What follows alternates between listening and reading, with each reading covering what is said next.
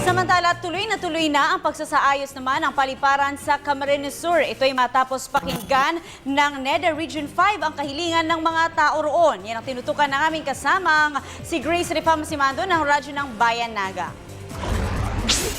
Pinakinggan ng NEDA Regional Office 5 ang hinaing at hiling ng pamahalaan ng Naga City at Camarines Sur at ng mga mamamayan na sana ay maayos at mapaganda ang aming paliparan. Kahapon, kasamang iba pang opisyal ng NEDA Region 5 sa pamumuno ni Director Arnel Espinas, kusa silang pumunta sa tanggapan ni Mayor John Bongat upang ipaalam na hindi naman ini-snub ng NEDA ang panawagan ng Camarines Sur at Naga City para sa pag-ayos ng Camarines Sur Airport.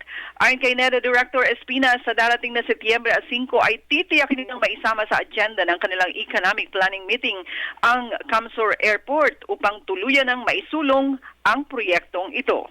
Radyo ng Bayan Naga para sa Radyo ng Bayan, Grace Rifamasimando.